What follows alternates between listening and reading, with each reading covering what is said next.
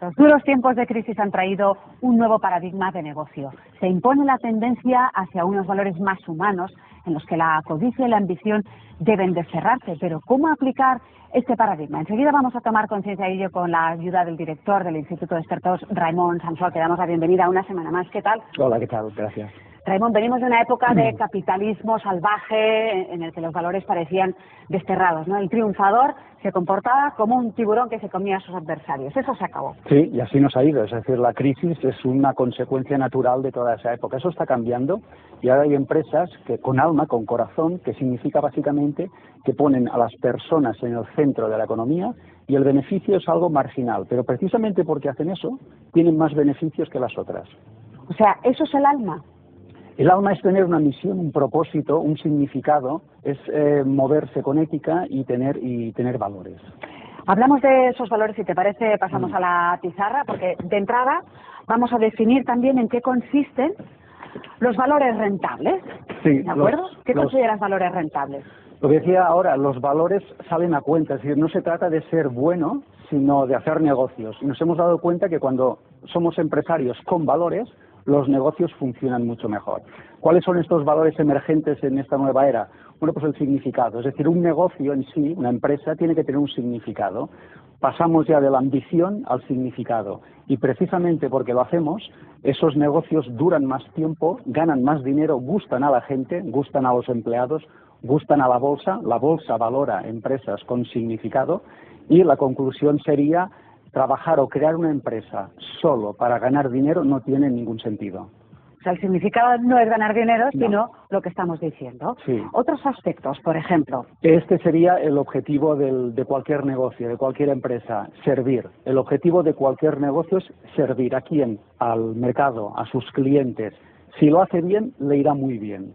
Pero antes de servirse a sí misma, la empresa lo que tiene que hacer es servir a los demás. Y cuando lo hace, eso tiene un retorno en beneficio. Así que estamos en la economía de ayudar a los demás. La cooperación. Entonces. La cooperación, que es totalmente contrario a la competición en la que hemos vivido hasta ahora. Todo lo que sea cooperar, colaborar, la compasión, la conexión, todo lo que sea ayudarse entre negocios, hará que los negocios prosperen mucho más rápidamente, porque no tienen que perder tiempo y energía peleándose con lo que antes llamábamos competencia. ¿Y la sostenibilidad?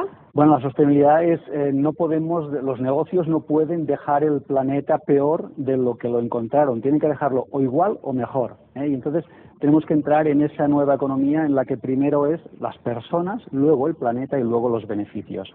Pero los negocios tienen que ser sostenibles para que perduren el tiempo. Y cuando decimos que son valores rentables, nos referimos a que funcionan, o sea, que cotizan al alza, como decías, ¿no? No estamos hablando de espíritu, no estamos hablando de inmateriales, no. No, las bolsas valoran esto porque saben que las empresas que no observan esto acabarán en un juzgado o acabarán quebrando, y entonces las bolsas ya descuentan en el valor las empresas que tienen estas características.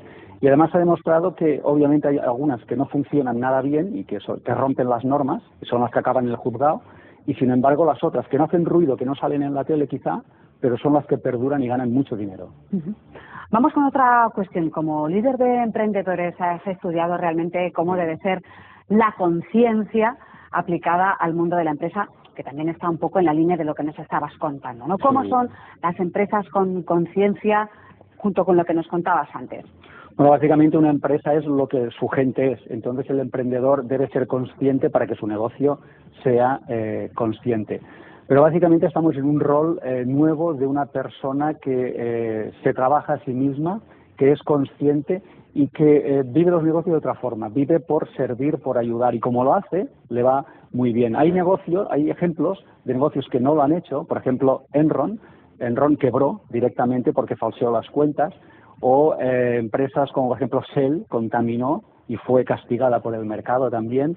Incluso Arthur Andersen, que era una auditoría que tuvo que cerrar porque se quedó sin clientes, porque mintió, faltó a la verdad, se quedó sin clientes, ¿no? Entonces, vemos muchos ejemplos, incluso Nike. Nike, como empleaba a menores de 18 años, tuvo problemas, Nike corrigió y luego levantó el vuelo, ¿no? Pero hemos visto que los emprendedores conscientes son los que perduran, los otros son los que cierran o acaban en un juzgado. Eso nos lleva al liderazgo coherente. Sí, un líder coherente sería aquel que da ejemplo, que da testimonio, que no habla una cosa y hace otra, sino que es realmente su presencia lo que mueve a las personas de su empresa y convence al mercado por su presencia. Es decir, no es un líder porque tiene un cargo o una tarjeta, sino que es un líder porque tiene una presencia, y esa presencia es la que crea negocios y hace que la gente le siga. El marketing consciente son el que practican estas empresas conscientes. Es un marketing que no empuja, que no fuerza la venta. Es un marketing que prefiere ayudar a la gente, al mercado, que hacer negocios o que vender. Entonces, la palabra cliente hay que borrarla. No, ¿Es un cliente? ¿Es una persona? No hay que borrarla, hay que mirarla de otra forma. Es decir, cuando miramos a un cliente, no hay que ver un número, no hay que ver una referencia, sino que hay que ver un ser humano. Hay que ver a alguien a quien tenemos que ayudar. Y si lo hacemos, nos va a ir muy bien como empresarios, ¿no? Y finalmente la inteligencia espiritual, que yo creo que es el segundo paso. El primer paso fue la inteligencia emocional, que yo creo que todavía no la han aprobado todos los empresarios del país. Pues que se preparen, porque la segunda lección es la inteligencia espiritual, que significa básicamente un nuevo rol con una persona muy autodesarrollada y que deja el concepto de ego fuera de escena. Es decir, hace negocios, pero sin ese ego, sin esa competición, sin esa lucha. Pero, Raimon, ¿qué le dirías a la gente que cree que eso es una moda pasajera? Que luego volverá el rendir cuentas o los números o los balances y decir, bueno, vamos a volver a los negocios de antes o bueno, como se hacían el business as usual, ¿no? Sí, que decían. Qué buena pregunta. Bueno, pues podemos hacerlo y entonces volverá a pasar lo que ha pasado hasta la época, que nuestra economía es una retahíla de crisis y más crisis y más crisis, ¿no? Si no hacemos los negocios de otra forma, esto es lo que vamos a seguir cosechando. Así que creo que este es un buen momento para probar otra cosa y hacer negocios conscientes. Bueno, pues vamos a buscar ese alma a las empresas que nos recomiendas que deben tener ahora en el siglo XXI. Como siempre, muchísimas gracias, Raimon, y te esperamos la semana que viene. Gracias.